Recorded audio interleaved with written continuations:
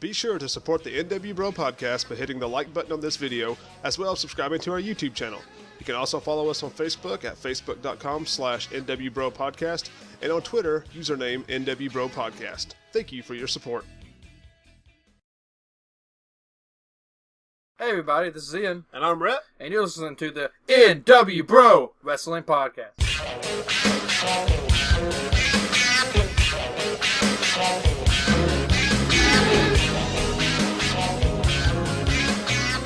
Welcome back to another episode of the n.w.bro Wrestling Podcast, being recorded here on July 12th, 2017. As we've already mentioned, I'm Rhett, joined alongside my brother. Hello. Is that going to be a thing we're going to do from now on? Like, you go do the hello every time? Probably, I don't know. That's going to be like our first shirt. Well, our second shirt. Well, a shirt that we would sell. It's just going to be like, hello, with a bunch of O's. Can I get a red version of this shirt? The red version of our n.w.bro logo shirt? Yeah. No. Oh, I want to be Wolfpack. No, we don't do that. Okay. We're black and white forever. Racist. Anyway. Not at all. Not at all. It's definitely the NWO. There was NWO Black and White and NWO Wolfpack. That's literally what it was called. Wolfpack for life. Unless you want to go with like NWO 2000 or Elite or whatever it was, but it was just like a mixture of the two. It could be DX. DX Bros. X Bros. The X Bros. Bro X. Now, it's all X-Pac all the time. That's all we talk about. A Mr. S. Anyway, right, so moving on into stupid. the episode. Yeah, this was a really creative and entertaining opening. So what we have on the agenda today, Ian? Well, we are going to go over Great Balls of Fire. Mm-hmm. We are going to go over this week's Raw. Yes, we are. And we're going to go over this week's SmackDown. But before all that, we need to discuss something that happened at the end of last week. That was a pretty big deal out of nowhere. Yes. Yes. Apparently, not apparently, this just for sure happened. AJ Styles managed to beat Kevin Owens for the United States Championship at Madison Square Garden. At a live event.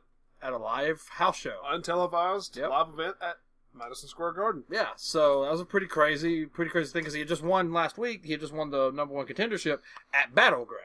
Mm-hmm. So that was weird that he fought for it, at the Friday after that.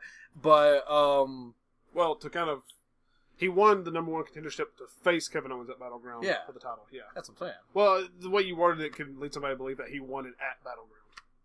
So I was just polishing it. Battleground hasn't even happened yet. Yeah, but I mean, maybe we have listeners who just listen to the podcast but don't actually watch wrestling. Okay, I mean, I guess you're right. Yeah. Regardless, so he won that, and that led me and Rhett to believe that maybe something had happened to Kevin Owens. Maybe he might be getting suspended. Because generally, whenever a title like that changes at a house show, a lot of times it's because either the champion got hurt or he got suspended for some reason. They had to drop the title immediately. But that doesn't seem to look like it's the case. No, but we'll discuss that as we get into SmackDown. Well, no, I feel like we can discuss that now and then carry on into SmackDown because, I mean, he's even before SmackDown, in between Kevin Owens dropping the title and when SmackDown started, he still wrestled a couple of matches. He wrestled a couple of rematches against AJ Styles for the title, and he lost, so AJ retained throughout those. So obviously he's not hurt. He was on SmackDown Live this week, so obviously he's not suspended. And they've even confirmed the match for Battleground. Yeah, so it looks like they just wanted to make surprised Madison Square everybody. Garden have a nice moment. Well, generally, even the live events, any event WWE has at Madison Square Garden, because it is like the most prestigious arena in the United States, maybe even the world. Yeah. Anytime they have any kind of event at Madison Square Garden, they usually like to really make a heck of a show out of it.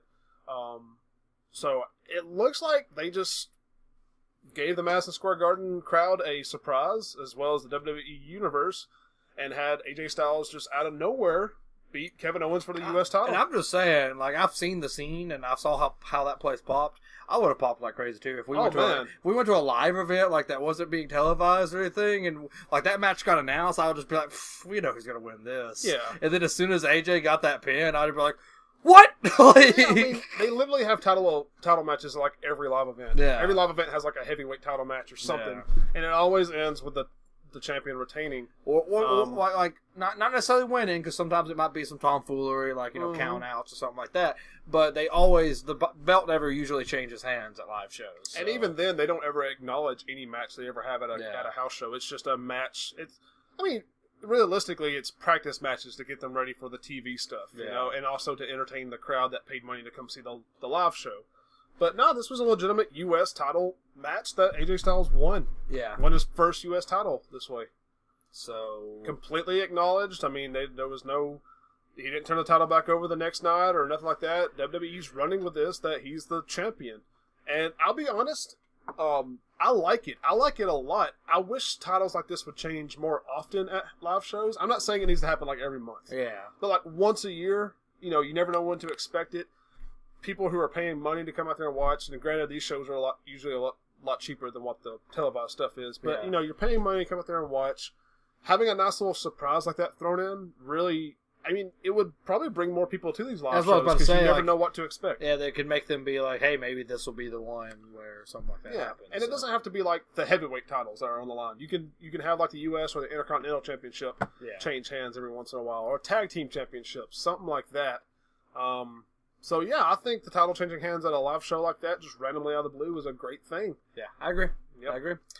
But so that was pretty much the big stuff coming out of that live show at Madison Square Garden. Nothing else really came out of that, but that was definitely the takeaway. Yeah. And any kind of other news, Austin Aries did get released. Oh yeah. I really don't know what the details are behind it. Just based off what I've read and seen, I don't think he necessarily asked for his release, but at the same time, I don't think he's upset about it. I think he's okay with it, because I do think it was been reported that he is a little bit frustrated with his role. Kind of a long time coming almost. Since coming to main roster, he's a little bit frustrated, which, like I've said to you just a few minutes ago before we started, if I got brought up to the main roster after having a pretty decent NXT career, granted, he did get hurt, you know, he didn't get to actually finish out that career, but he was a pretty big deal in NXT. He was a favorite.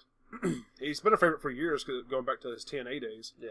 He gets brought up to the main roster and just stuck on 205 Live. Stuck eating losses on 205 Live. Yeah. So. And yeah, you know, you could say that he did have a WrestleMania moment. He did wrestle against Neville at WrestleMania for the title. Lost.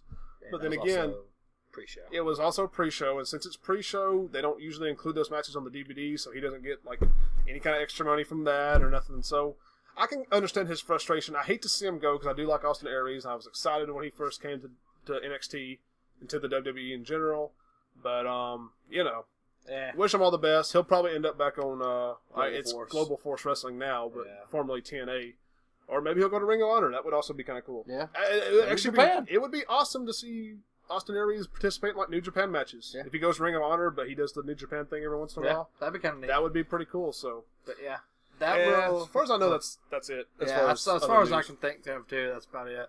But that will lead us into our Great Balls of Fire pay-per-view.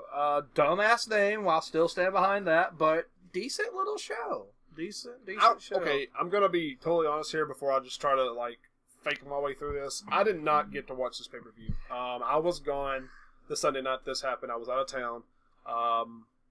I didn't get a chance to go back and watch a replay, nothing like that. I've tried to watch as much review and talking about and podcast, just whatever I can to kind of know what went on and what happened, but I didn't actually get a chance to see any of it. But Ian, you did get to watch Great Balls of Fire. So I did. I'm going to kind of rely on you to kind of carry us through this conversation. I got this. All right, so we'll also go over our predictions and stuff as we go through here, and we'll see who won this week. If either one of us did. Ooh. But, alright, so pre-show, we start out with Neville, our Cruiserweight champion, against Akira Tozawa, with Titus O'Neil in his corner for the Cruiserweight Championship. Neville ended up winning that. Not a whole lot to write home about with this match. I mean, it was just a kind of a good, like, you know, just kind of pen and papers, decent match. Mm-hmm. But Neville pulled it out. I actually did have Akira Tozawa pick to win it. Rhett had Neville, so Rhett goes up 1-0 here. Too easy, yeah. That brings us into the first match of the actual card: Bray Wyatt versus Seth Rollins.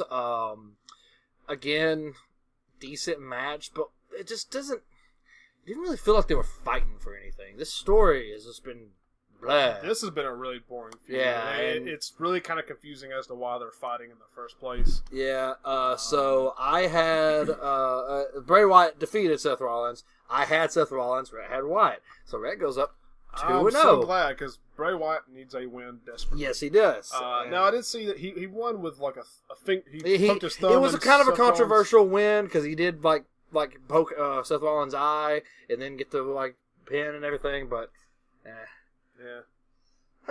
excuse me. Anyways, but yeah, so Rhett takes a really early lead here, 2-0. Too easy. Too easy. Too freaking easy. Hang on. I got some sinuses happening right now. I just mowed the lawn. Anyway. Oh, that's right, you did. That brings us into Big Cass versus Enzo Amore. This was a tight match. This was so tight. This went exactly the way everyone thought it was going to go. It was about like it wasn't actually like 18 seconds. What was the runtime of that match? It was 5 minutes. 5 minutes 25 seconds, but most of that was that's still a short match. That's a super short match, and that most of that was Big Cass standing over Enzo. Was it kind of a slow burn? Was he just sort of taking his time with Enzo? Yeah, he was just kind of like, there was one point where there's one point in the match where he picks Enzo up and throws him out of the ring. Yeah. And like he's just kind of waiting for the count out, and Enzo gets in at 9, and Enzo just Big Cass just like he's just like, are you serious? And then he like gets him up and hits him a few more times and hits him with the big boot and pins him. Yeah. So but it was. If there is a silver lining for Enzo, I did hear he cut That's what I was about to say. Another great promo. He came out before the match and just destroyed that mic. Like he did a really, really good promo. I want to go back and watch at least that promo he did, because the promo he cut on Raw last week I thought was really good, and probably the promo of his life. But I heard this promo probably trumped that. It was promo. good. It was a really, really good promo, and I think that was a good idea. Having Enzo come out and do what he's best at before getting just clusterfucked. Like, I think that still made him look, decent, But I've never heard clusterfuck get used as like a verb, or it's mostly like a noun. Like, this is a clusterfuck. But I never heard. I mean, yeah, he got clusterfucked. I mean, that's what happened. Anyways, look at the adjective, clusterfuck. So that brings the score to 3-1 at this point. That was a reference to Kevin Nash, by the way, when he first came to WCW. I didn't even listen to you. He's like, okay, I'm not stupid. I know my English. That was Kevin Nash. Moving on. Anyway, so 3-1. Goodness gracious. We then get into Cesaro and Sheamus versus the Hardy Boys in a 30-minute Iron Man match for the Raw Tag Team Championship. I think this was a fun match. This was neat. I loved the start, because the way the match started was as soon as it was Matt and Sheamus were the two starting off. Yeah. And as soon as the match started, Cesaro distracted Matt for Sheamus to hit a bro kick and get a pin immediately. It's listed right here on notes. He got 20 seconds into the 20 match. seconds into the match, he got the first pin. Wow. So it was a weird match because Cesaro and Sheamus kind of owned the most of the match. It wasn't there till the end. I'm seeing that through the score, because at one point they had a 3-1 pin lead over the Hardy Boys. And then the Hardys managed to tie it back up at 3-3. But then Cesaro and Sheamus managed to. This was actually a really cool spot, and it was something they did really well. Matt had Sheamus, and he threw Sheamus over into the ropes, over into their corner. Not Jeff's corner, but Cesaro and Sheamus' corner. Yeah. And I could have swore I saw Cesaro get a tag, but no one mentioned it, and Cesaro didn't come in, and I was just like, I thought that was a tag. And then Matt goes and tags Jeff, Matt knocks down Sheamus, and then tags Jeff, and Jeff jumps up and hits a Swanton bomb on Sheamus. Mm-hmm. And as soon as he hits that Swanton bomb, Cesaro comes in, because he did get tagged, and hits Jeff and gets a pin on Jeff. I heard about this. Did he hit Jeff, or did he just pin Jeff after a Swanton? Yeah, he just pretty much just pinned him. So apparently the Swanton is pretty self-damaging. Yeah. A lot more, and it makes sense because you land flat on your back, Yeah. So that's an interesting angle to take. There is that you just pin him after he hits his finisher. So that was the final official pin to give Cesaro and Sheamus the 4-3 lead. I heard this twist of fate off the top rope was pretty, it was nice. alright. Yeah, it was a pretty good spot. How does he? What did he just have him up like normal and just kind of? He just kind of like just kind of went okay. So it wasn't. It's kind of like an RKO off the top. Oh, okay. So like I heard it was kind of a neat spot. Yeah, the coolest thing they ever did, actually, that the Hardys did at any point, was they did this really weird, like, Jeff, like, brought, no, I think it was Matt, like, suplexed one of them back, and then Jeff was, like, the legal guy, and he, like, jumped up and, like, got his legs, like, it was a really weird-looking pin. It's hard to explain. I think it was like this one right here where it says he pinned him with a cradle. Yeah. It was really weird, but it was really cool. But anyways, that was the final pin of the match, was the one to give them the 4-3 lead. At this point, Cesaro realized, he's like, oh wait, there's like 30 seconds left, and we've got the 4-3 lead. I'm just going to kill time. So he actually like jumps out of the ring and like starts running around the ring like Jeff's like chasing him. And Jeff manages to get him, finally catch him and throw him back into the ring and hit him with a twist of fate and gets the pin, but he's only able to get a 2 count before time runs out. Oh yeah. But they made a huge deal out of that. He's like, oh man, they almost had the tie. But even in the case of a tie, the champions retain. So I don't know why they were making as big of a deal out of it as they were. But oh, that's true. So, like, what was even the point? like, he was just going to tie, and it wasn't going to be a huge deal. Because the next night on Raw, when the Hardy Boys cut a little bit of a promo, they mentioned Jeff mentioned he was 1 second away. And I'm like, now that you mention, I didn't think about that then, but now that you mention it, he is 1 second away from the same result. Yeah, he was 1 second away from tying, which I guess it wouldn't have been a technical loss. They could have done like a sudden death next. No, they specifically said earlier in the match that in the case of a tie, champion retains. So yeah, like I was just like, why are y'all making such a big deal out of this? Now I don't know if you recall this spot, but I did hear there was a little bit of controversy because apparently during one of the pins that Jeff Hardy took, apparently at one point he actually had his shoulders up during the count, and they just didn't acknowledge it. They kept on with a 3 count. Do you recall that? I'm not remembering. You might have to go look at a replay, but I did hear that during one of his pins that he took, he did have his shoulders up during the pin at one point. It should have been stopped, but it continued and it gave him a win. So maybe that was it. Maybe there was a botch, and maybe it was supposed to be tied going into this final thing. Maybe, but well, no, because the pin still got counted. He just kicked out of it. Well, he didn't kick out, but he had a shoulder up that should have... No, that's what I'm saying. Maybe that was a botch. Maybe the pin wasn't supposed to have been counted. And maybe that should have been 3-3. Okay, now and maybe the match was supposed to end in a tie. I was thinking backwards. Yeah. Gotcha. Okay. Yeah. So anyways, though, long story short, Cesaro and Sheamus did retain the championships against the Hardy Boys, which then brings Rhett to 4 and me to 2 at this point. So it's got the 2-point lead. That brings us into Sasha Banks versus Alexa Bliss for the Raw Women's Championship. Decent little match. Actually, I heard the match wasn't that good, but what happened afterwards was pretty... I disagree. I thought the match was decent. I actually think this was a good showing from Sasha to really show why... we haven't seen a whole lot from Sasha here lately. Yeah. But this match kind of revitalized the fact that, she is one of the best divas... Well, not divas. Women's wrestlers. Yeah, that's not a term we use anymore. One of the best. We threw that out a couple of years ago. There's no divas no more. One of the best women's wrestlers on the roster. But Sasha Banks did pick up the win, but it was by count out because Alexa did roll out at one point and just get herself counted out. So Alexa did lose, but she did retain the title. So technically, this is my point. Yeah. So this brings us to 4-3 because Rhett had Alexa winning and I had Sasha winning, and Sasha did win, but she just didn't get the title. But yeah, after the match, Sasha and Alexa got back into it, and Alexa ends up getting Sasha up on the announcer's table at one point, like she's about to throw her through the table, and Sasha's able to push her off into the little area next to the ramp. Yeah, and she jumps off and does a really badass kick thing. It's really cool, and just ends up beating the fuck out of her, and that's that. So pretty good. I enjoyed it. Well, my main problem I have with it is normally I wouldn't mind the match ending like it did via countout if we hadn't just had that happen. We just had that happen in the last pay-per-view. Granted, it was SmackDown, but still, it was the last WWE pay-per-view, or was it 2 pay-per-views ago? I can't remember now, but it was the one where It was the tag match. Usos and New Day. Yeah. But, the Usos just left. Yeah, so we just had a count out. And they were champions, so that was the exact same thing where they retained their titles by getting counted out. And we just saw that happen. So that's the only problem is that this happened again so quick. I've always thought that was a really dumb rule. And I always thought that maybe as the WWE evolved, they might try to change that. Mm-hmm. Maybe that's why they're pushing it. Maybe they're going to change it.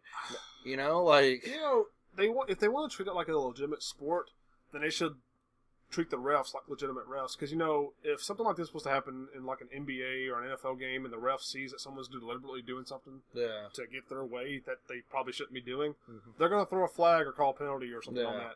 So, in my opinion, in cases like this, and they've done this a little bit before, but it's kind of out of the normal. If the ref sees that the champion is purposely getting counted out to retain their title, then they should be able to make like a decision. And that should be acknowledged before the match even starts. That way this doesn't happen. Now, I understand it's all entertainment, and this leads to some drama and whatnot, but it's still a very frustrating way to end it, especially happening this quick after doing it this way once. Yeah. So I think the refs should have a little bit more authority to kind of call things a little bit different, or maybe like restart the match or something. There's still ways you can go about it to keep the drama up, but by not letting the heel just weasel their way out of it. I get that's what they're supposed to do, but hopefully you listeners understand where I'm kind of trying to go with this. Is I feel like the refs should have a little bit more power. Yeah, a little bit more authority, kind of like you would in any other sport. Because they're, even though it's predetermined, it's all entertainment. They do try to treat it like it's its own sport. So that's just kind of where I'm going with I can feel you. I can feel that. That was the women's championship match. So again, I think we're 4-3 at this point. That brings us into The Miz with Maurice, Curtis Axel, and Bo Dallas, his Miztourage, versus Dean Ambrose for the Intercontinental Championship. The Miz would retain the championship with the help of the Miztourage. Which I like the Miztourage. I hate the name, but I wish it was just the Entourage. It's better than Welcoming Committee. I agree, but I just wish it was just the Entourage. I think that would be cool. Yeah, well, that's Miz's gimmick is he throws Miz and everything. You're right, he does. But and it was kind of a cool ending to this match with the Miztourage and Maurice like working together to kind of get him the win. Yeah. But this feud is a tale as old as time. But it wrapped up, right? It wrapped up at Great Balls of Fire, didn't it? This was it. This is the last time we see Miz and Dean Ambrose. It sure did. Mm-hmm, yeah. We didn't see them have any confrontation on Raw or anything, did we? We'll see. Anyways, to be fair, I still think this could have been the end of this feud, regardless of what happened on Raw. But we'll talk about that here in a bit. Miz retained. We both had that called, so that brings us to 5 and 4 at this point. That then brings us into Braun Strowman versus Roman Reigns in an ambulance match. Probably the biggest thing to talk about from this pay-per-view. From what I understand, I would have to agree with you. Because, honestly, decent match. I actually like watching Braun Strowman and Roman Reigns fight because they usually put on pretty good shows. They beat the hell out of each other. They just fight. It's a good physical match, which is what you would expect to see between these two guys. So that's exactly what it was. It was more of Braun kind of dominating Roman like the whole match almost, with Roman kind of doing that thing where he just keeps kind of coming back. Yeah. There towards the end of the match, they're over there next to the ambulance, and Roman starts to kind of get the upper hand, and he has Braun standing behind the ambulance with the doors wide open, and Roman goes for a spear to try to spear him into the ambulance, and Braun just gets out of the way, and Roman just flies into the back. I haven't seen the replay, but that sounds like a cool spot. It was alright, but I knew it was coming.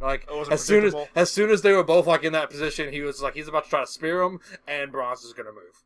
Because he's just smart on Braun's part. It was kind of funny looking because he was right into the back, and Braun's just...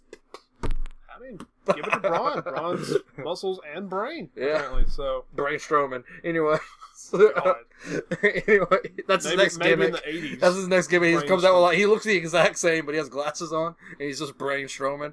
Anyway, that would be terrible. So that's how the match ended. That's how the match ended. The match. Braun's sitting there kind of catching his breath when all of a sudden the doors to the ambulance shoot open and Roman comes flying out with a spear and spears him, and then just starts beating up on Braun, throws Braun into the back of the ambulance, closes the doors, goes to the driver's seat, pulls the nurse or whatever out of the ambulance, gets in, and just drives off. And they're like, "What's going on?" And it shows him pulling into the back, like into the parking lot of the stadium. And he sits there for a minute, and it's just the camera's just zoomed in on contemplating whether his next move is going to be worth a possible life sentence. Exactly, but I knew exactly what was going on during this part. He's sitting there, and it's just like zoomed in on him, just kind of looking at himself in the mirror. The whole time, Braun's getting out of the back of the ambulance. Yeah. But real talk, that's what's actually happening. Behind the smoke and mirrors, that's what's going on. But no, he's just sitting there contemplating what he's going to do. Then he just jerks that baby into reverse and just speeds into another truck. Just crushes the back of the ambulance. Truck, right? Yeah. It was like, and that wasn't the actual truck, it was like the trailer. Right. But he just slams the back of the ambulance into a trailer. To a truck trailer, crushing the ambulance.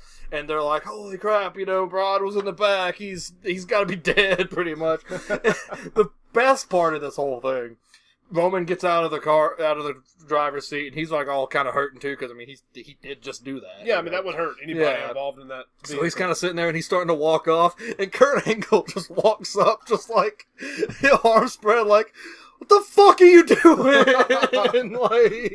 And Roman doesn't even say anything. He's just like, and just walks off. And that's the last we see Roman. At the very least, that should be a suspension. Yeah, at the absolute bottom of the barrel, very least, he should be suspended for that. Because he legitimately tried to kill a fellow wrestler.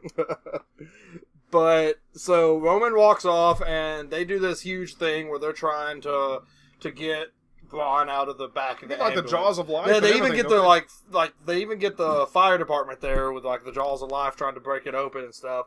And while this is all happening, so by the way, Braun technically won. So me and Rhett both had that called. So we are now 6-5. Okay. Yeah, we're now 6-5. While this is all happening, while they're still trying to get Braun out of the back, they're like, "Let's just throw an impromptu match in." So they had Heath Slater versus Kurt Hawkins. Oh, this took place while they were still trying to get Braun out of the ambulance? Listen to how bad this is. Oh, wow. Listen how bad this is. You see them come out, and they come out like right after each other. Like Kurt Hawkins comes out first. He's not even in the ring when Heath starts coming out. Yeah. And their match starts, and literally as soon as their match starts, the camera changes back to what's going on in the back, and you can just hear what's going on at their match. You don't even get to see because it was such a throwaway match. You don't even get to see what happens in this match. All you hear is, like, while they're trying to get Braun out of the back of the ambulance, you just hear, "The winner of this match by pinfall is Heath Slater." And, like, you don't see it. You don't see nothing. Wow. It was the worst. Heath Slater finally picks up, like, a singles win on pay-per-view, and no one saw it. In the penultimate match of the card. Like, but... So, yeah. That was weird. It was very weird. It was, like, one of the weirdest things I've seen in pay-per-view in a long time.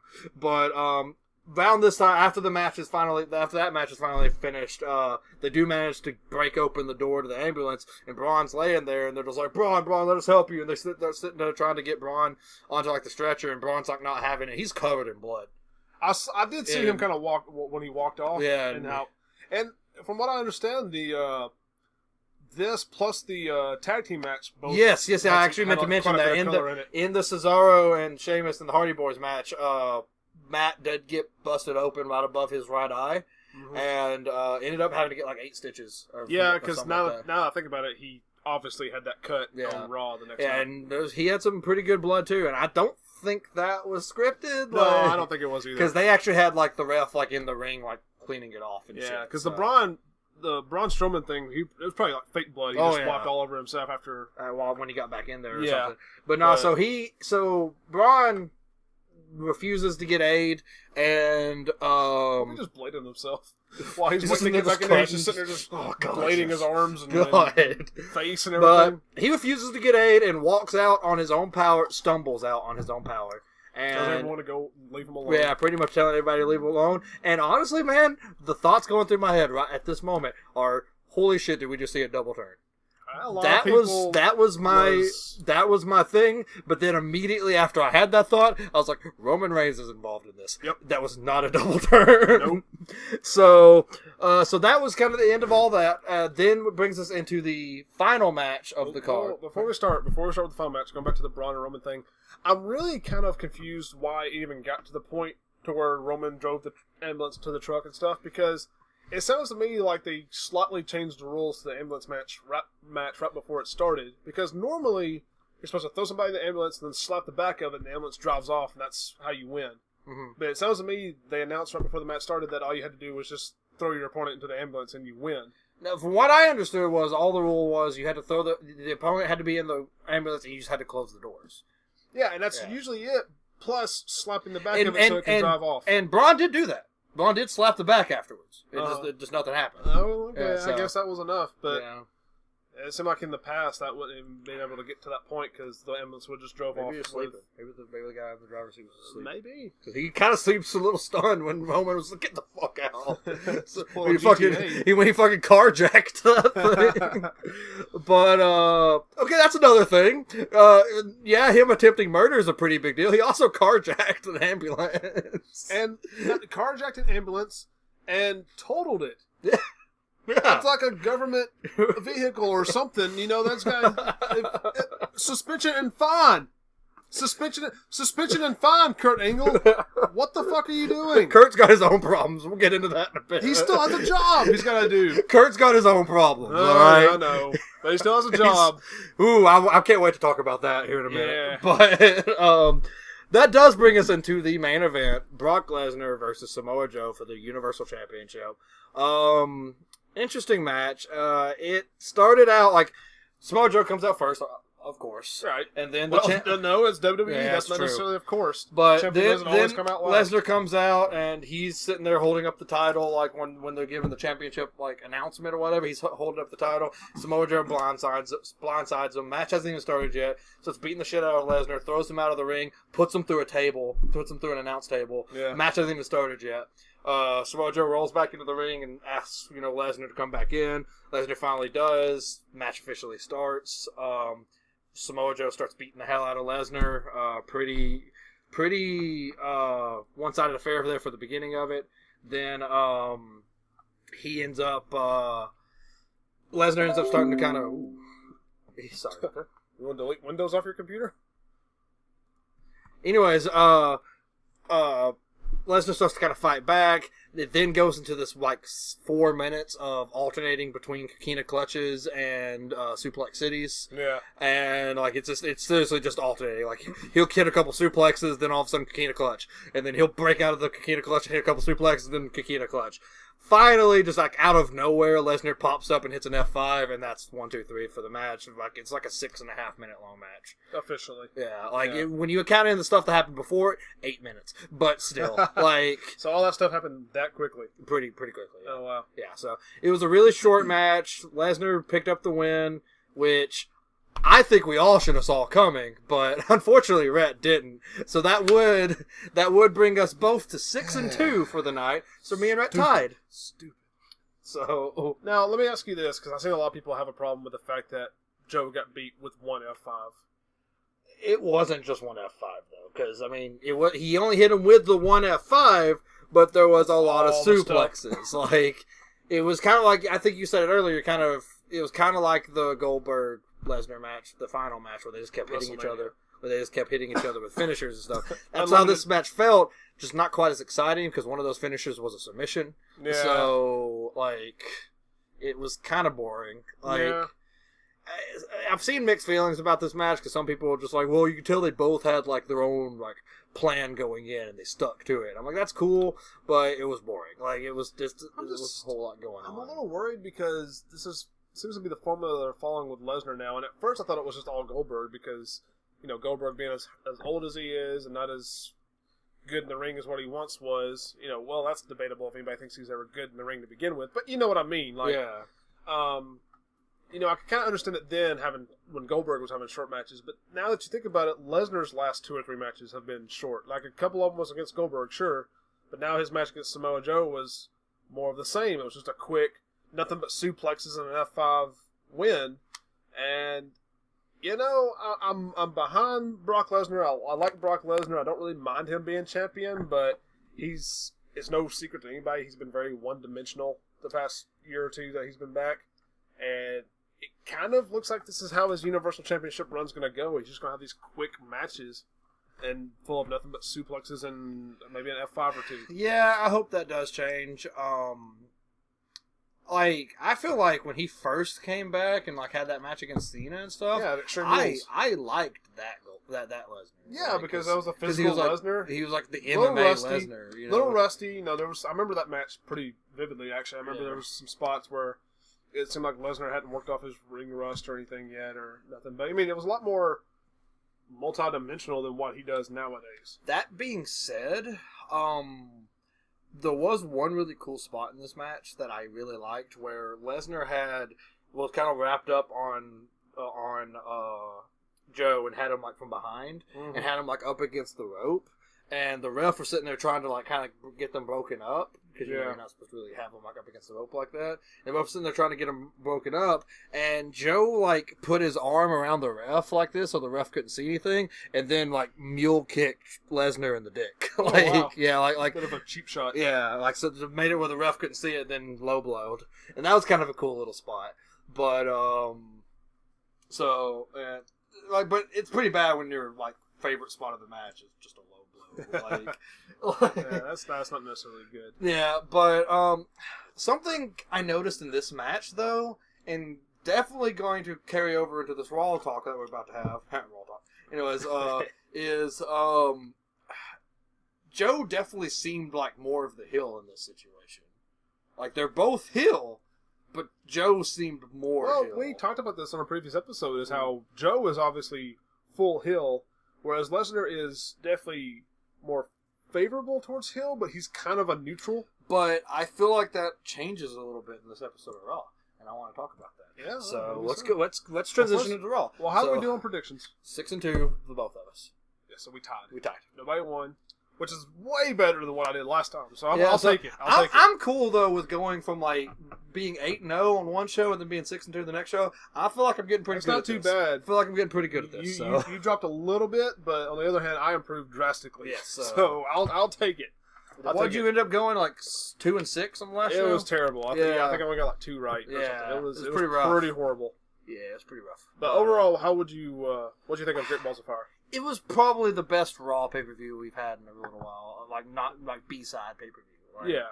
So you think it was a solid B-side pay-per-view? Yeah, it was good. It was good. Okay, cool.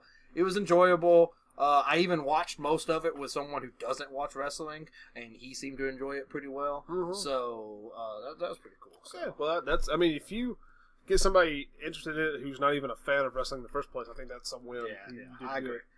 So, it was one of those things where after watching the pay-per-view, he was like, "Show me some other stuff to kind of get me into this." I was like, "Okay, cool." I hope you went straight to New Japan. I did show him a lot of Okada Omega. So, yeah. Anyways, that brings us into Raw this week. Raw opens up with Big Cass.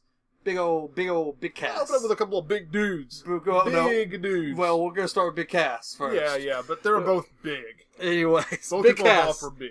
Big Cass comes out, and he's just sitting there just being like, I kicked Enzo's ass, pretty much. Talking about how good he felt after beating Enzo and all that. And really just kind of... I'm not saying he's unstoppable. He's going to win he pretty much put the line underneath their feud. Yeah, that's over. Yeah, and said that now he's going for the Universal Championship. Which, to quote Simon real quick from What Culture, he didn't say that because he wanted to say that. Someone in the back told him to say that. Yeah. So. Yeah, it was part of script for him to plug that Universal Championship. So we're probably we might be seeing him. Well, we've seen him there once before. Towards the moon. So yeah. So, they wouldn't have broke Enzo Cass up unless they had some big plans. Yeah. You would think they wouldn't do that. I mean, WWE's kind of questionable there, but you would think they would have some big plans for Big Cass to break him and Enzo up, and then big plans for Big Cass to break him up with Enzo, and then immediately squash Enzo so he can move on to the next thing. So, but the whole time he's giving this little promo, he keeps talking about how big he is and how no one can look eye to eye with him and how he's the biggest there is, blah, blah. He keeps mentioning how big he is. And I knew it was coming. I was waiting. Oh, yeah, this was predictable. Then all of a sudden, well, it's the Big Show. Dun, dun, dun, So Big Show comes out. It's a really weird, like, confrontation they have because they're both sitting there. He gets in the ring and they're both kind of staring at each other. And then Cass just like puts the mic down and kind of gets like right next to like Show's ear and it's like whispering to him, just like he looks like he's talking shit. I really couldn't tell if he was talking shit or if it was just very plain as day and calling what was about to happen. Yeah, like. Or asking him how his family was. Yeah, but like, it looks like he's talking shit, but you couldn't hear it because he put the mic down. But he's just like blah blah blah blah blah, and then all of a sudden, Show like attacks him and just starts kicking his ass and throws him out of the ring, and Cass runs away. So I guess that's our feud. Yeah, it's a big feud. To go back to having a push for Big Cass at this point in Big Show's career, he's only there to put people over. Yeah. So this is just he's more or less a stepping stone for Big Cass to keep moving on up. So Cass, I'm predicting it right now. He's going to win this feud. I agree. And but I think it's a good way to start off. Yeah, I mean, Big Show versus Big Cass. He's kind of they had a little tension building up to this over the whole who attacked Enzo. And like you said, especially if it is going to be Show kind of passing the torch almost, he's almost kind of passing the big title. You know, like it's going from Big Show to Big Cass. Yeah, so you know, it's kind of neat. That brings us to the next part of the show, which is Finn Balor versus Elias Samson. A match that should have been the night before, but if nothing else, maybe a pre-show match or something. But it should have been on the pay-per-view. It was an alright match, I guess, and Finn Balor won. Oh, man, Elias Samson's doing some good ring work. I'm actually kind of impressed with how he looks in the ring. But I mean, the result's the way it needs to be. Elias Samson does not need to beat Finn Balor. I just feel like this should have been on the pay-per-view. Oh no, because I feel like this is again kind of the underline of this feud. It's over. I feel like this was it. Yeah. But I mean, it was a good match to put on free TV, I think, because, spoiler, I think Raw and SmackDown both were really good shows this week. Yeah. And, you know, stuff like this happening. This should have been a pay-per-view match. We didn't get it, so we got it on live free TV instead. I think it only helped make Raw a stronger show this week. Yeah. That then brings us into probably the thing I want to talk about the most. Oh, yes. Raw. Oh, yes. The Hardy Boys come out. And okay, sorry. Yeah, and they are up there giving a little promo talking about, you know, how close they were. How close they were, and they felt like, you know, that maybe they're not quite the same as they used to be and stuff. Not saying they felt that way. They're saying a lot of people feel that way. And Matt even throws in a few references to the Broken Universe. He says I think he mentions that some people think they might be obsolete. He even mentions he's like, you know, we're beaten. I'm stitched up, maybe a little broken. He even says, he says broken. He says he has a couple different pronounces a few words, and he even kind of has the thing going on sometimes. Yeah. He also says he mentions magic. He says, you know, they're vowing to kill the Hardest magic. I think obsolete's the key word here because he definitely, they definitely said a lot of people think they're obsolete.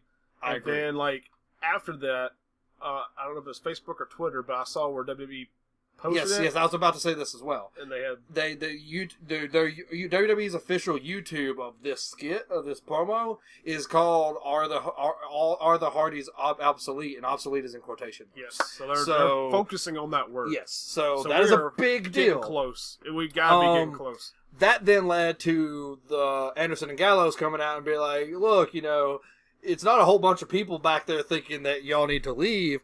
It's us. We're the ones who think y'all need to leave." We're the ones who are saying things. Yeah, and he's just like, it's not that you're not the Hardys of old. Yeah. You're the old Hardys now. Mm-hmm. And that led to a match where clean win for for Gallows and Anderson club. So that which also they a much needed win for them. Yeah, they needed it, and the Hardy Boys are at a point. Normally, I wouldn't like the club beating the Hardy Boys, but the Hardy Boys, where they're at, are at a point to where they can eat a loss or two. This makes sense. Yeah. As the club are leaving, Revival comes down. Scott Dawson and Dash Wilder hit the ring, And I just totally thought we were about to attack the club. Yeah, but they just walk right by him and just start beating the shit out of the Hardys. Something else, I didn't notice this until I went back and watched it after, again, Simon mentioned it in What Culture, but a lot of targeting of Matt's head. Uh-huh. Which is similar to how he became broken in the first place. Hardys just got destroyed 3 times in 2 days. So, getting close. We have to be. But like, what's interesting to me is though, I thought they were going to break them apart and then go broken with like Matt, but they're still together. So maybe it might happen as a together thing, and then maybe break up. It might be kind of the way it ended up in like in TNA, where like Matt went crazy, and Jeff was like, "Bro, what the fuck are you doing?" He's like, "Oh, Mother Nero." I think they'll do this. I think they'll do it differently. I think they'll both be on board at the same time. Yeah, that would be cool. Yeah, but no, I am actually really excited over Revival versus Hardy Boys feud, and I think the Revival are a perfect team to break, quote unquote, the Hardys. Yeah, honestly, probably more so than any other team on Raw right now. I think the Revival are a perfect team for that. But then again, the Revival are only getting started, so I think the Revival will probably pick up a couple more wins to kind of push them a little bit on the main roster over the Hardys, and then the Hardys will probably break. Yeah. Hopefully, fingers crossed. But I'm hoping that's what happens. I agree, and I'm hoping so as well. But that then does lead us into our segment. I guess the segment of the Miz TV. It was the Mizzies. It was it was Miz TV hosting the Mizzies. Yeah, but Miz was, which is like his version of the Oscars. Oh yeah, he was pretty much having his version of the Oscars or Academy Award or whatever it was. He gives out a couple of awards. He gives like the best like supporting actor to both of the Miztourage, and then he gives best like female lead, pretty gorgeous, much. Sexy yeah, female. I'm just simplifying. He gives that to Maurice, of course, and then he opens the letter. He's just like the best main male lead in the WWE. He opens the letter. He's like, "Is Dean Ambrose?" And he's like, "Nah, I'm just kidding. It's the Miz," and like, he then goes on to mention how like all of the faces lost at Great Balls of Fire. Like Dean said he was going to beat Miz, but he didn't. Seth Rollins said he was going to beat Bray Wyatt, but he didn't. So he's just sitting there talking shit when all of a sudden... Well, he does a good job of putting Dean Ambrose over, like in his own heel way, and then bringing it back to him. Like, he's talking about how tough Dean Ambrose is and how he's the toughest opponent The Miz has ever faced, yet The Miz beat him. So he does a good job of putting over Dean Ambrose and then in a heel way and then putting himself over. Yeah. So I thought that was actually a pretty good little promo from him. But Dean interrupts, runs out and starts trying to fight 3 people at once and starts getting his ass kicked when Seth Rollins runs out and helps him out. And they manage to force the other 3 out of the ring, and the 2 former Shield members are standing tall in the ring as it closes out. So we'll continue because there's more to it. That does lead into a backstage segment not long after when it comes back from commercial of Seth Rollins is kind of sitting there walking off like in the backstage when Dean Ambrose comes up. He's like, "Hey, what the hell was that?" And Seth's like, "What are you talking about?" He's like, "I didn't need your help." He's like, if I needed anybody's help, it wouldn't have been yours, pretty much. And Seth was like, "I just came out there because they were talking shit about me." And he was just like, "Look, there's not going to be a Shield reunion." He's just like, you messed this up yourself, and I don't trust you. So that's not happening. So he pretty much was just like, that's not going to happen. We're not going to have any kind of reunion like that. So you can just, forget about it. And he leaves. So then so that's kind of the end of that for now. We will see how that goes on here in a bit, but then that leads us into Sasha Banks and Bayley versus Nia Jax and Alexa Bliss. To be real, I'm getting tired of multi-women wrestling. Like, I just want more one-on-one stuff, and seeing all these tag team matches and all these battle royales and stuff, it just gets old, in my opinion. But it was a decent little match. And Bayley managed to actually get the win, but like, what does this mean? Like, it didn't actually really accomplish anything. Like, Bayley gets a roll-up pin on a distracted Alexa Bliss, and like, does that mean that she's next in line? Like, it just didn't really accomplish anything. So that was just really strange to me, and it was a decent little match, and Bayley did need the win, but it just didn't really go anywhere. Like, and I just don't feel like it was really worth the time. Then, sorry, I had to step out of the room. Where we at? I just finished the women's tag team match. That wasn't a whole lot to talk about. Oh, okay, yeah. I pretty much just mentioned that, like, I don't feel like this accomplished anything. Bayley needed the win, but what does this mean? Like, but yeah, Bayley got the win, but she got a roll-up win on a distracted Alexa. You know what I'm saying? Like, yeah, it's still a much needed win for Bayley. I mean, I guess. But it just doesn't, like, why were they even having that match? Like, it just didn't seem necessary to me. Yeah. That brings me into another match, though, that I felt like should have been on Great Balls of Fire. But I'm very surprised it wasn't, honestly. And that was R-Truth versus Goldust. We've had a months-long build-up to this, and it came to a head in like a 5-minute match on Raw. Yeah. But it was kind of boring. Goldust picked up the win. This isn't a knock towards Goldust, because I do like Goldust, and I respect him for everything he's done for wrestling in the past 20, 30 years. But it became very apparent why he paints the whole like underside of his neck now black. Mm-hmm. Because I don't know what happened with his paint on this particular segment, but all the black paint he was wearing rubbed off very quickly, and you could see like his age really start showing, because you could see where he like he starts the black kind of like before his face actually connects to his neck, to make his face look slimmer. Because once all that black paint, he's kind of got the like, you see that like older man like chin. I don't know how to explain it. Which is just more reason to believe that he's probably getting ready to wrap it up pretty soon. So. But again, not a knock to. I was just putting that out. Like, I don't know what was wrong with his paint, if he used cheaper paint or something. But yeah, you could definitely kind of see his age in this match because all that paint like rubbed off. Yeah. But neither here nor there. I was just but I agree. Like, I noticed that as well. Yeah. But regardless, kind of a boring match. I'm honestly kind of if this was what we were going to get had it been on Great Balls of Fire, I'm glad it wasn't. So, yeah, but maybe it was in the right spot. Yeah, so this is kind of like a pointless feud then. If it's over. Raw. I feel like it's over though. Like I feel like this was it. Yeah, so I've been a blow off. Yeah, but that then brings us to Kurt Angle coming out. My favorite segment. This was a good segment. This was great. This was one of the best segments I've seen in a long time. No, I agree. This got me hyped. I looked at my wife and I said, this is a great segment. Like, while this was going on, I was like, this has got a lot of heat to it. This is fantastic. I still have issues with it. Oh, yeah, okay. But it wasn't perfect, but it was great. And mainly involving this guy. Exactly. But it was great until a certain member started talking. But we'll go on. Anyways, Kurt Angle comes out, and he's just like, I'm out here to talk to Paul and Brock. So Paul Heyman and Brock Lesnar come out.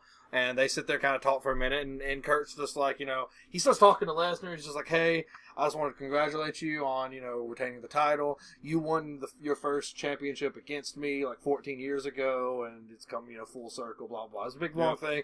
And it's kind of cool, kind of Kurt kind of putting him over like that, in a way. Even though Lesnar doesn't need it, it's still kind of cool. But, correction.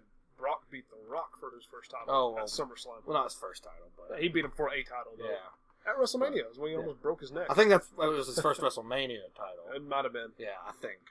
But, anyways, so while they're all talking, Kurt's just like, I just wanted to talk to y'all about y'all's, who his opponent's going to be at SummerSlam. Mm-hmm. And Heyman's just like, yeah, we can talk about this behind closed doors. This is not an in-ring thing. Yeah, he's like, I know you're new at this, but we're just going to leave and whatever. And they start to leave. Before they can leave, Roman Reigns. Yeah, Roman comes out first. Yeah. Roman's music hits, and I immediately roll my eyes. Yep, and here we go. And Roman comes out, and Kurt's immediately just like, you have a lot of nerve coming out here after what you did last night. You should be in jail. And Roman's immediately just like, I have a lot of nerve. All I did was the same thing y'all would have done back in the Attitude Era. And Kurt's just like... 20 years ago. Kurt's just like, that was then, this is now. You tried to kill someone last night. And, it just really irritates me because I was thinking double turn, like I said, but I knew better, and he's definitely he's definitely not the good guy, and he's definitely not the bad guy. He's just still being the guy. He's just the guy. He's just the guy. Yeah. But while they're all kind of arguing, well, and he's stuff, making his claim as to why he should face Brock for the title. And and this I missed this. I was about to forget this part. One of my favorite parts of the whole segment actually is Heyman starts to be like, you know what? Yeah, I like that idea. Yeah. Roman Reigns versus Lesnar at SummerSlam, and before he can even finish, Lesnar takes the mic from Heyman. And he's like, no. He's just like, you don't deserve a chance at this title. He's just like, you've done nothing to, have a chance at this. Most words I've heard Lesnar speak ever. But, but this is all he says tonight. He has a lot of dialogue tonight. And that blew my mind. But, he's just like, you don't deserve it. You don't belong here and everything like that. So pretty much undermining his advocate. So that's kind of a big deal in my opinion. I agree. But while this is all happening, Samoa Joe comes out. And he comes out and he's just like, yeah, Roman, you don't deserve it because you've done nothing to get here. And Lesnar, I was this close to beating you last night and you didn't survive me. You escaped me, And so they're having this big confrontation, and it gets heated. Oh, man. It feels like UFC press conference. They are, like, in each other's faces, yelling and, like, cussing. Like, they even have to block Lesnar out at one point, because he cussed, like legitimately. Yeah, like, no, he goes... let me actually just kind of recap this, because I remember the dialogue pretty well. Please do. But, Joe comes out and says, everyone appears to be kind of in their own little happy fantasy land right now, so allow me to bring you back down to reality. And Lesnar says, the reality is, I whooped your ass last night. Yeah. And Joe goes, let me tell you this, I'm going to put your ass to sleep here pretty soon. And, like, what's great about this is they're swapping these one-liners, and the crowd the whole time is like, ooh. Yeah. Like, the whole crowd is what really makes this as good as what it is, to be honest with you. And, and Joe's just going at it. He's got the microphone. He is talking that good shit to Brock Lesnar. At one point, Brock Lesnar, for some reason, looks over at Roman Reigns and points at him while Joe's talking to Brock. Yeah. And Joe says, no, you look at me when I'm talking to you. And that's another point when the crowd's like, ooh. Oh, yeah, I remember that. That was like, oh, shit. And Heyman then just loses it. And he's just like, you had your shot last night, but mark my words, you'll never get another chance at this title. You'll never be in the title match again. I promise you. And then... And then Joe's like, looks back at Brock Lesnar and says, you see that? That's your advocate talk. And that's all he says before Lesnar just fucking loses his mind, gets in Joe's face, and they're just like yelling at each other. And like I think Kurt kind of breaks him up a little bit right here. Mm-hmm. And then at that point, that's kind of when Roman Reigns starts talking and kind of just brings the mood down. Reigns starts talking again, and that's when Joe does mention, he goes, you're pretty talkative for someone who lost at Great Balls of Fire last night. Which he did too, but... Well, no, the way he said you're pretty talkative for someone who got beat down by Braun Strowman last night. Yeah. And I thought Reigns' comeback was pretty good. It's just Reigns doesn't have that intensity. Yeah, he's like look at Braun and then look at me or something like that. Kind of went Old Spice for a second. But like, look at Braun if you can find him or whatever. Something like that. But then they're in each other's faces at the end of the segment, Reigns and Joe, when Kurt gets involved and he's like, "Wait, guys, I'll tell you what's going to happen. Y'all are going to have a match at next week or it's next week. Yeah, they're going to have a next week. They're going to add that. They have a match next week, and the winner of that match will be the number one contender for Brock Lesnar's title at SummerSlam." And they're still kind of in each other's faces, and Kurt's like, "And if y'all fight right now, I'm canceling that match." Mm-hmm. And they're still kind of in each other's faces like, "Did y'all hear me? I will cancel that match." And finally, they just kind of both back off. You tend to kind of forget that Roman Reigns aside, Kurt Angle's the GM. He has beat both Joe and Brock Lesnar in the past. Yeah. Multiple times. Especially Joe, because I'm sure I think they had like a pretty great rivalry in TNA. Yeah. So, yeah, he sets up the match next week for the number one contender between Joe and Roman Reigns. Which I'm kind of bleh about, but... Let me tell you how this needs to go. Let me tell you exactly how this needs to get booked. Because they did an excellent job keeping Braun Strowman off TV tonight on this episode of Raw. I agree. So they need to have their number one contenders match next week. And Braun needs to get involved somehow to cost Roman Reigns the match. I don't think he needs to cost Roman Reigns the match. I think he needs to like make there be like a no contest. Like he needs to get involved and no one wins this match. Well, like regardless, I think personally, if this is the 3 people that's going to be involved in this main event, Samoa Joe, Lesnar 2 needs to happen at SummerSlam and keep because if they're dead set on keeping Roman Reigns as Lesnar's opponent at WrestleMania. I've been hearing newer rumors that that's the plan for SummerSlam. I've been hearing. Oh, okay. Well, I've been go ahead and get that out of the way and done with, then do something better for WrestleMania. I've been hearing a lot of rumors. By all means, do it. If you're so dead set on making this a match, Lesnar versus Reigns for the title, go ahead and do it now. That way we can have hopefully a better WrestleMania. Like Finn Balor and Lesnar. And it can't be any worse than Lesnar's match last year at SummerSlam when he just busted Randy Orton open for no reason.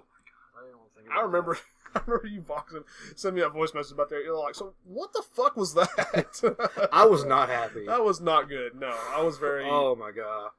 But so all in all, fantastic best promo. Raw promo I've seen. Well, probably best promo I've seen WWE all year. Yeah, we've seen a couple of good ones where we've said that, but this got me pumped. This got my blood going. There was a few down parts, but for the most part, fantastic promo. Oh yeah. I'm kind of mad. This is like the most realist. I don't know if that's a word, but the most real that WWE's felt in a long time. Yeah, that was it. Like, that's a good way to describe it. It felt real. Yeah. But I didn't see this next part. That brings us into a cruiserweight match, which was Akira Tozawa and Cedric Alexander versus Neville and Noam Dar. It was a pretty good little tag team match. It had a little promo before it of Akira Tozawa.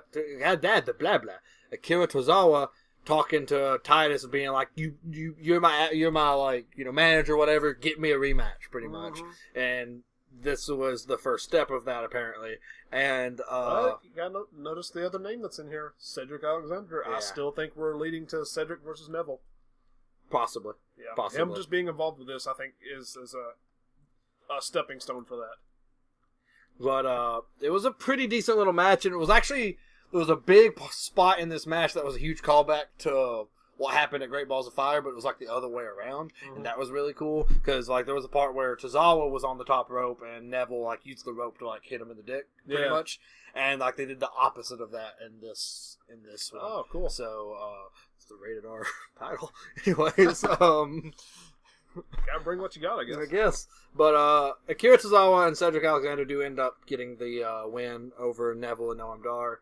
So that was good for them. It was good for them. It was cruiserweight. Yeah. That brings us into the main event of the night, which was Seth Rollins versus Bray Wyatt. Rematch from Great Balls of Fire. I think this was also... I feel like they wrapped up a bunch of storylines in this Raw, and I think this was a wrap-up as well. I didn't think this was actually a bad match. I thought it was good.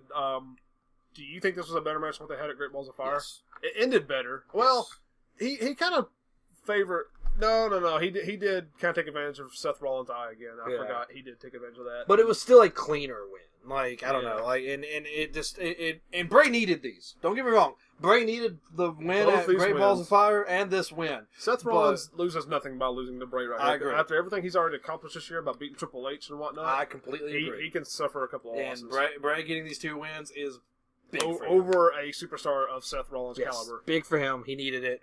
So yeah. Bray ends up beating Seth in a decently clean win, and I feel like that was the underline of this feud. It's over. While after the match, Bray disappears. Like it shows like one of his like scary videos, and then when the lights come back on, he's gone. So he just teleports out. He's like, "Deuces, I'm out." Well, he senses that someone else is coming. Yeah, he senses more entities coming. Yeah. And so he bails, and right when he bails, you see Miz, Bo Dallas, and Curtis Axel coming through the audience, and they are coming to attack Rollins for the disrespect, he showed them earlier. Yeah. So they start kicking... And for getting involved with all that. Yeah, so they start kicking Rollins' ass when, lo and behold, here comes Dean Ambrose flying out of the back with a chair and starts saving Seth Rollins, and... the show ends with, again, Dean and Seth kind of being standing tall together. But I do notice that, like, Dean never really, like, looks over at Seth. Like, it's all, like, he's there, but he's not, like... he did help, so I think that's saying a little bit. So we might see a little bit of a reunion between Dean and Seth. Hopefully, they kind of flip flop and Seth feuds with the Miz next. That would be cool.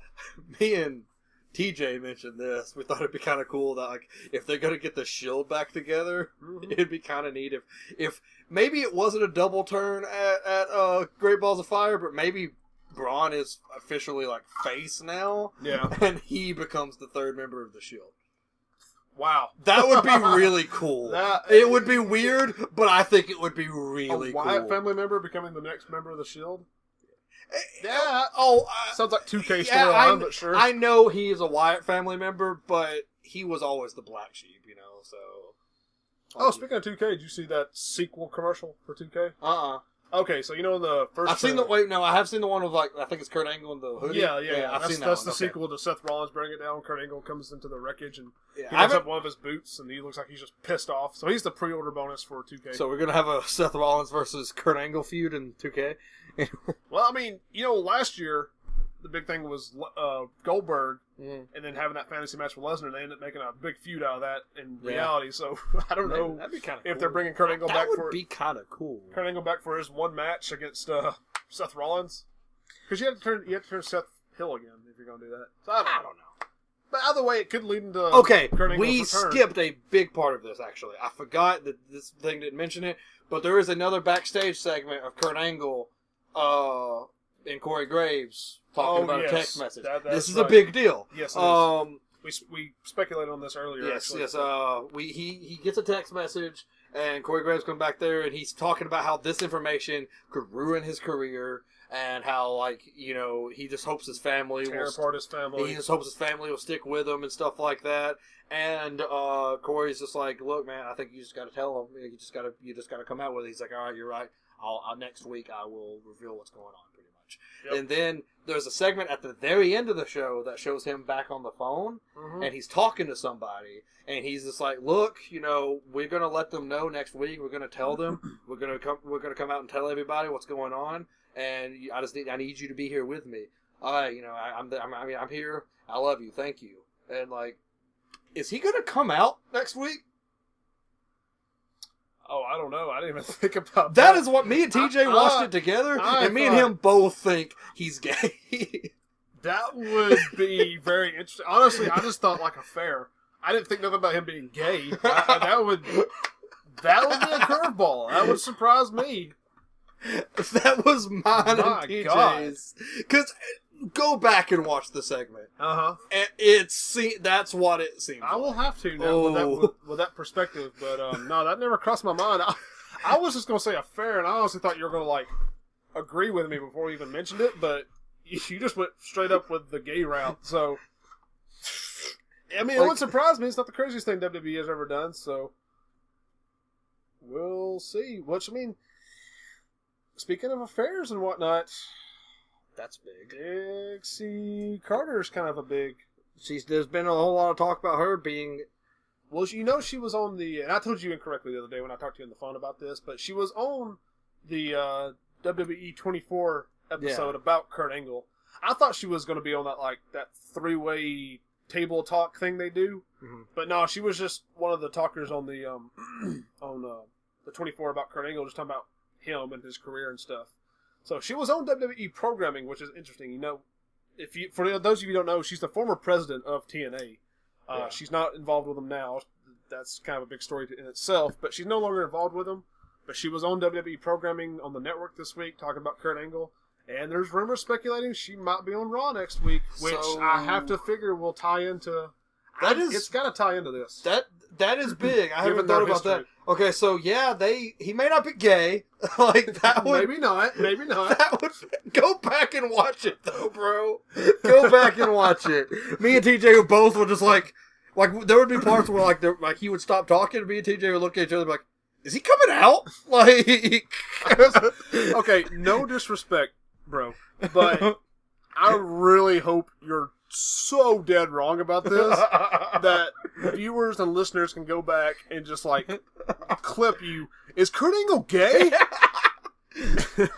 What's the Game Grumps is Bruno Mars our gay or whatever? Oh, I don't know. I don't think I've seen it.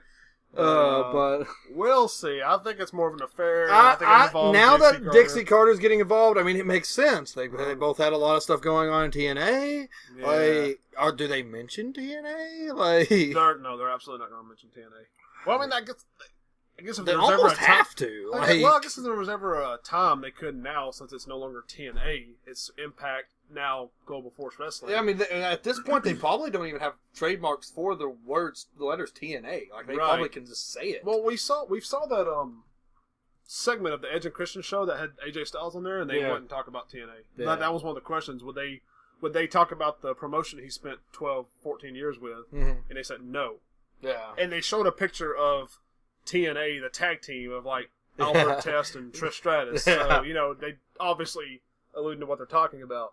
So I don't think that they can still get around it by saying, that other promotion or something. They can still word it differently to still talk about TNA without actually mentioning TNA. But man, okay, so that was Monday Night Raw. So now let's go into Tuesday Night SmackDown, which is not what it's called. Yeah, SmackDown Live. Which opens with, as we previously mentioned, AJ Styles is our new and current United States champion. He beat Kevin Owens for it at a house show in Madison Square Garden. So he opens the show basically saying that he thought it was a good idea to have the U.S. Open Challenge. So he wanted to bring that back. He gets answered by, predictable, but of course, John Cena. I actually really liked this whole program. I did too. AJ admits that pretty much Cena is the main person. Yeah, like he, come out there and challenge because when Cena first comes out, he's like, I just want to make sure I'm clear here. That challenge is for everybody but me, right? Right. And AJ's like, that challenge was for everyone, but especially you. Right. And Cena's just like, all right, let's get it on. And like they start. I was getting kind of hyped because I was too. They were leading into it like it was going to be an actual match. They were doing the championship build up. They announced both people. Yeah. The crowd was getting into it. The atmosphere was really good. I thought we were actually fixing to see a U.S. title match, but I wasn't surprised. I was kind of halfway expecting Kevin Owens to come out and interrupt, and which he did. He basically came out and said, "Nobody wants to see. I like this. Nobody wants to see Cena versus AJ Styles for like the 14th time or whatever." He's like, nobody wants to even see. No one wants to see even Cena. Like, we're sick of seeing you. Yeah, he's like, why'd you even come back? Nobody missed you. Yeah, he's like, no one wants to see you. And then Cena, I like this. It was cheesy, but I like it. He's just like, it's not that you don't want to see me, it's that you can't see me. And the crowd kind of popped forward. They were like, ooh, it's the tagline. He brought it back. But, so while they're sitting there having their back and forth, all of a sudden, out of nowhere, Rusev jumps into the ring and starts attacking Cena. And which this is Rusev's like, no, he debuted last week. For some reason, I thought it was Titantron. But AJ quickly comes to Cena's defense and throws Rusev out of the ring.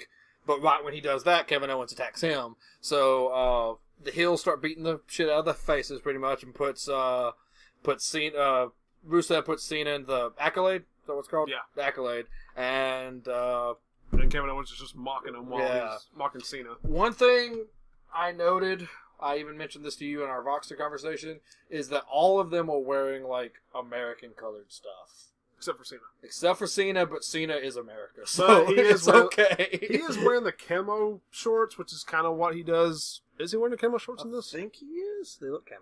I don't remember. But, I mean, it's regardless, Cena is America, so it's fine. Yeah, but he represents America. He is Captain America. So, it's interesting that I feel like all four of these people are going to be involved in the United States Championship. Yeah. Like, they have to be. Right. So that basically, after that little whole ordeal, that kind of sets up the main event of... not the main event. Oh, I mean... okay, I see what you're saying. Yeah, it does. Yeah. Of, Kevin Owens and Rusev versus John Cena and AJ Styles in a tag team match later on in the night. So our next match is kind of out of the blue, but honestly, I wasn't against it. There's things about it I could be against, but it was just randomly Jinder Mahal versus Ty Dillinger in a 1-on-1 non-title match. I really actually liked this. It was a pretty good match. I like that they're giving Jinder more of a chance to shine without the... I was about to say, biggest thing to take away from this match was Jinder won clean. Yeah, one clean on his own. No interference. The Singh brothers were there, but they didn't interfere. Yeah. Now, you can argue that this is just bad for Ty because he's getting buried, but I don't think getting beat by the champion. When you get beat by the champion in the one-on-one, I don't think that's really too much of a burial. If anything, I feel like that's kind of putting a spotlight on you because you're getting a match against the champion. Absolutely. So, yeah, in some cases you can see where that would work against him, but in this case where he's one-on-one with the champion and gets beat by him, I think that's actually good for him. So, I actually really enjoyed this match. And then afterwards, Mahal was just like, I'm bringing the zombie prison next week. Because apparently he just keeps letting it strong. Yeah, he just unfolds it, inflates it. So, apparently we're going to see the Punjabi prison next week. Great. So interesting. Well, we'll see it, but we won't see anything inside of it because there's so much bamboo. You're right. I was actually pretty happy about this next match. I was too, actually. This next match was really good. The next match was Xavier Woods versus Jey Uso. And it was cool because I like Xavier a lot. I do and too. Seeing him wrestle I like because we don't usually when it's the New Day it's Kofi and Big E. Right. So it was cool getting to see him. But even then, when he does get to wrestle, it's tag team match. He's with either Kofi or Big E when he actually gets a chance. So as far as like a solo 1-on-1, we don't see Xavier Woods do that a whole lot. Well, yeah, and we definitely don't see him win. So about like 1/4 through this match, there was a part where Jimmy kind of tripped up Xavier, and the ref saw it, and then ejected both Jimmy and the New Day. Mm-hmm. And I thought that was a big deal. Yeah, I did too. We've never seen really like one of these teams like try to like go 1-on-1 without the rest of the team being there. So pretty decent little match. I love the finishing spot where he had Xavier had Jey draped over the middle rope and then like jumped off the turnbuckle with a flying elbow and then got the pin for the 1, 2, 3, and Xavier Woods gets the win over Jey Uso. A clean win. 1-on-1. As soon as he got the win, he had to roll out though because Jimmy came running in, but he was just sitting there like, yeah, I did that. Just seeing how hyped Xavier was to pick up the win by himself after it was over with. That was a good match. It was a good segment, good match, good visual. And I enjoy that. I really like Xavier Woods, and I would like to see more single stuff from him. But New Day's running pretty strong, so I don't think that's going to running high. Yep. But so we're supposed to have Shinsuke Nakamura versus Baron Corbin next because they've been kind of into it the past couple of weeks. Baron jumped Shinsuke mid-interview last week, and which kind of ended with no man really getting the better of the other because when Shinsuke finally started fighting back, they got separated. So they were supposed to kind of fight tonight on SmackDown Live to kind of push that a little bit further. But Shinsuke comes out first. He's in the ring waiting when Corbin comes out. And for some reason gets in the face of one of the fans. Like just picks out some random fan that I guess is talking a little bit of shit and starts talking some shit back to him. Which, normally I thought that was kind of a little bit out of character. Because normally Baron Corbin's like, fuck it. Especially when it's a fan. Like, I'm not going, you don't deserve my attention. But he does let this fan get his attention, which Shinsuke capitalizes on and jumps him. And they're outside the ring. They start throwing down, and they have to get separated, and the match just never starts. Yeah. They just get separated. And kind of like you said, it was kind of no man necessarily got the better. I do think this one did lean a little bit more towards Shinsuke, because after everything was said and done, Shinsuke was in the ring doing his, come on! Yeah, and there was a couple of good spots, because they did go over the barricade at one point. They were like right next to the crowd, and everything was really well done. But the match never really actually got started, so they're probably saving this for Battleground, I would assume. We then go into a backstage segment where Naomi is asking Shane who her next challenger for the SmackDown Women's Championship is going to be. Eventually, all 5 of Becky, Charlotte, Natalya, Lana, and Tamina all come out trying to be like, oh, no, it should be us, blah, blah, blah. And, McMahon ends up saying that there's going to be a fatal 5-way. I've heard it's going to be an elimination match. In fact, I think I get the WWE updates on my phone. I'm pretty sure the update said it was going to be an elimination 5-way match to find out who the number 1 contender was going to be. So that was going to be at Battleground, and the number 1 contendership is going to be for SummerSlam. Yeah. So, cool part right here that I liked was after he says that, he's like, is that cool with everybody? Charlotte's like, actually, no, it's not cool. And they're like, what? And he's just like, I know this is the land of opportunity and everything, but this isn't the land of make-believe. Why is Lana in this match? Mm-hmm. And I was like, you're right. Like, why is she? Very valid point. She's done nothing to earn any of the matches she's had so far. But Tamina kind of came to her aid. And I actually really like this back and forth. This back and forth kind of reminded me of the Raw segment the night before with Lesnar and everything, but it wasn't nearly as heated, but it was really well structured. Because she says that about Lana, and then Tamina's just like, watch your mouth, Charlotte, and Natalia's just like, yeah, the only reason you're even in such big matches is because of who your dad was. And then Becky's just like, yeah, you've got a lot of room to talk, Natalia. Yeah. And I'm just like, oh! She said what I was thinking. Like, you're like the last one that could talk about her, like, heritage or whatever. Yeah, so there was a lot of back and forth going, and then McMahon was just like, all right, fine. There's going to be a tag team match tonight. It's going to be Charlotte and Becky Lynch versus Tamina and Natalia. So, decent little match. Lana ends up coming out at one point and distracting, and that leads to Tamina and Natalia picking up the win. Yeah. So, decent little match. I think the promo was better than the match. Oh, yeah, I would agree. But I want to get this off my chest real fast. I understand that the SmackDown Women's Division is very small, but I'm getting a little tired of seeing the entire division involved. I said this while you were away just a bit ago when I was talking about the women's match in Raw. Yeah. Is I'm just sick and tired of seeing multi-people women's matches every week. Right. I just want one-on-ones. Like, I want one-on-ones for the title as well as I want one-on-ones with the other women involved. In general, yeah. I agree. I completely agree. SmackDown's women's division is kind of small, and plus they don't have as much time to work with as Raw. But still, for the past few months, the entire women's division has been involved in the title picture. They've all had like equal chances at the exact same time to be the champion. Yeah. So I would kind of like to see that get split up just a little bit more. I agree. I completely agree. I'm the exact same mindset. We then have a backstage. We had a backstage segment earlier on that was Maria looking for Sami Zayn. Mm-hmm. So she goes to the men's locker room and knocks on the door, and Chad Gable opens it. He's just like, "Is Sami Zayn in there?" And he's like, "Oh, you mean Sammy Wow Wow?"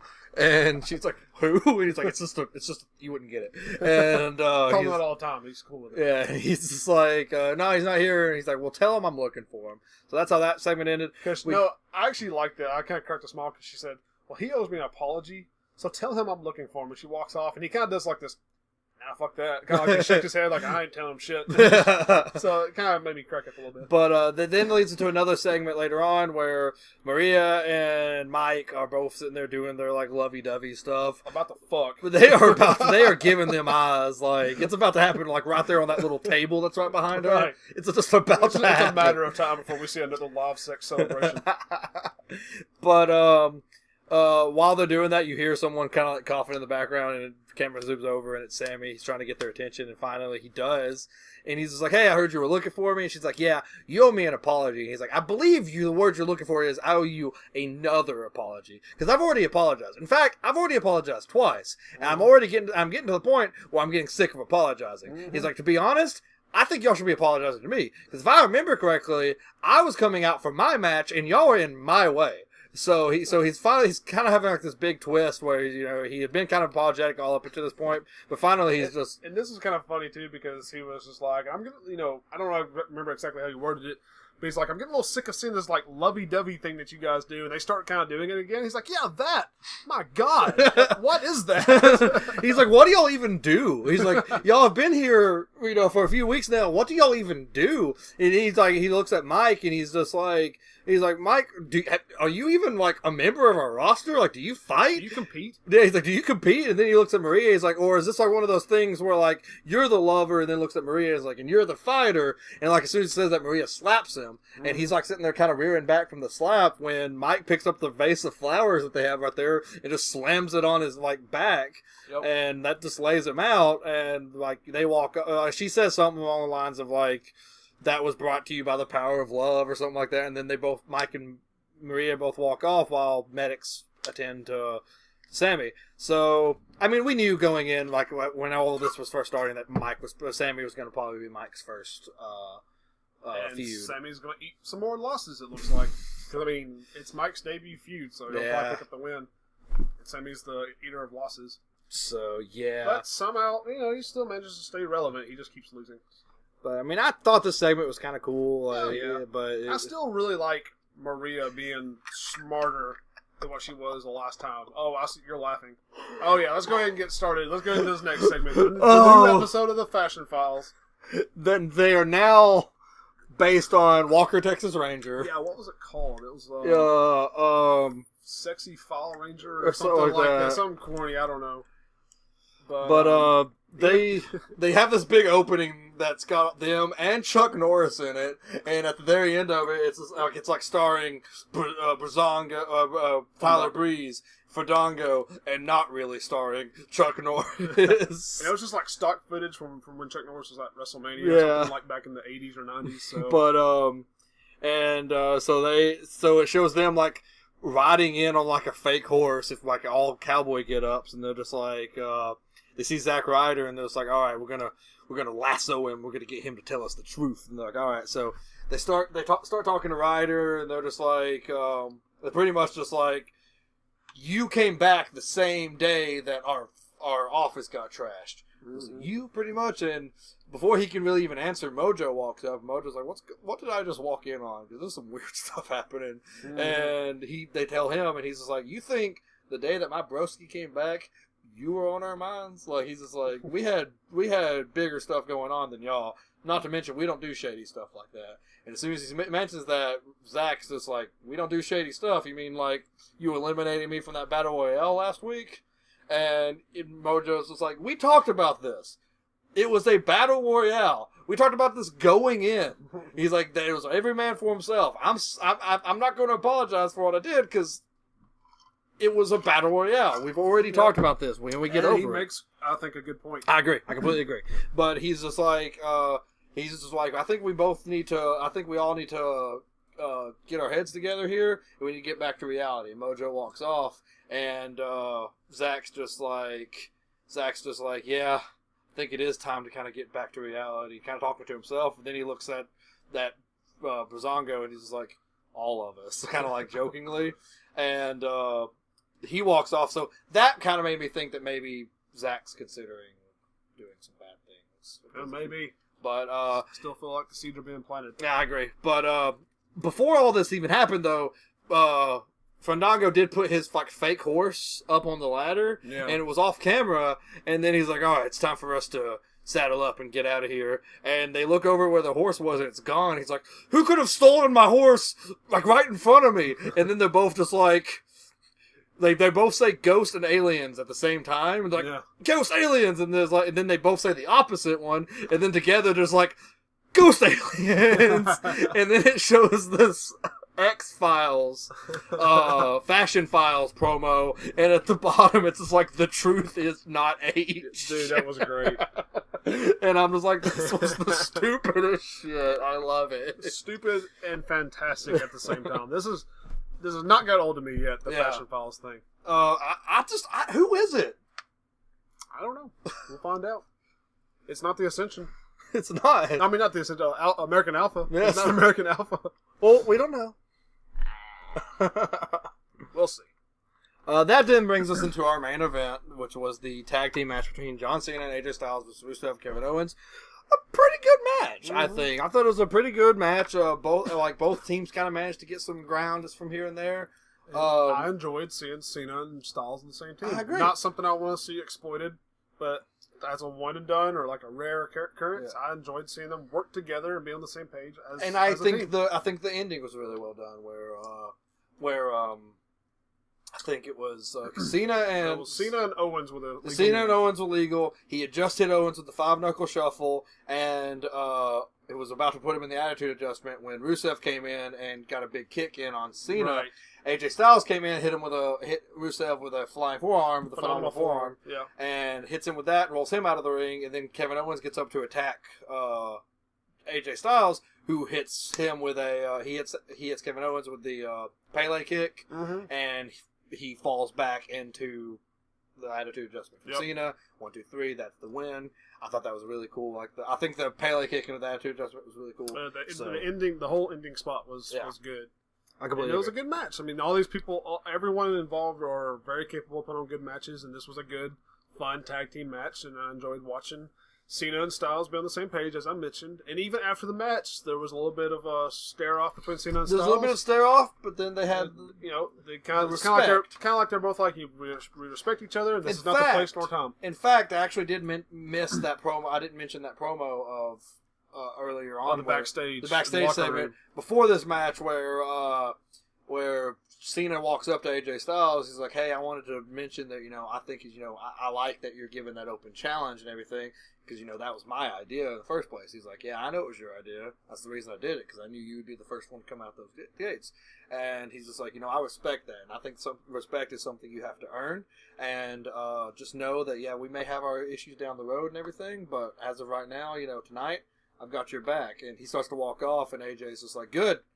Because I've also got yours," or something like that. I'm like, that's cool. He says it kind of like in a "fuck you" type of way. He's like, "Good, so I got your back." But it's great. So this was, like I said, this was a fun episode of SmackDown Live. It was a good episode of Raw. I had a fun time watching both Raw and SmackDown this week. Yeah, agreed. So yeah, it's been a good week. Been a good few days for WWE. Yeah, I completely agree. It was a really good. From Friday to Tuesday, it was some pretty big stuff. Yeah, just stuff happening for the better part of the last week, actually. So, good stuff, and I'm looking forward to more. So I'm looking forward to seeing because Battleground is next weekend. Not this coming weekend. Not this Sunday, but the next. Yeah, yes. So next week will be the go-home show for SmackDown. Yes, correct. Okay. So I'm excited to see what happens there in the lead up to the flag match, and they also did confirm that Owens and AJ Styles would have the rematch for the American Championship, the United States Championship at Battleground as well. So we're getting all of that. So I'm excited. I'm actually kind of excited for Battleground. I think it's going to be a decent little pay-per-view, regardless of the Punjabi prison match. But that match, I'm not excited for by no means. I'm just interested. I am interested. Yeah, I'll agree. I am interested because most of the time when we see a Punjabi prison match, it's just two big dudes, and I think Jinder and Randy can make it better than. I don't think I've ever enjoyed watching a Punjabi prison match, but I'm actually kind of looking forward to this one. I am a little tired of the Jinder Mahal Randy Orton. Yeah, I should have been over a while back. But they can put on good matches, and maybe they can make something out of this Punjabi prison match. What interests me is I have been hearing a lot of rumors that Rusev was the next in line for the WWE Championship. So, but now that he's involved in this other thing, now that he's involved in this other stuff, what happens? Unless Jinder drops it back to Orton, Randy, which I hope they don't, because that would. But I can see it. They need to move on and give Jinder another feud or two before they even consider him drop the title. In my opinion, I agree. I completely agree. Anyway. But all in all, that's our week of wrestling. Yep. So as always, if you guys want to keep up with us, you can do so by checking us out on Facebook, at Twitter, Instagram. All is n.W.bro podcast. That's our username and all of it. You can send us an email, send us questions at nwbropodcast@gmail.com. If we start getting some questions in, or even some feedback like we did from our buddy Phil a few weeks ago, we'll talk about it on air. We'll give you a little bit of a shout out. We'll answer questions, whatever we can do. On that note, our buddy Dean, we've mentioned him before too, but I don't know if we ever mentioned that he supports the podcast and says we do good stuff. So shout out to Dean as well. You're podcast famous now. Congratulations. Anyway, and so that's how you can keep up with us. So we'll be back next week to talk about Raw and SmackDown, as well as give you predictions for Battleground. See if Rhett can finally get a win over me. Maybe. We'll see. And we'll see if maybe we can get TJ in on one of these episodes sometime soon. Because of the scheduling, he hasn't really been available. But, I think TJ does a pretty good job when he's with us. Yeah. So we'll see if we can get him involved. At least get his predictions for the next pay-per-view, if nothing else. Yeah. So, all right, that's going to wrap it up for us. So until next time, we will talk to you guys later. Adios.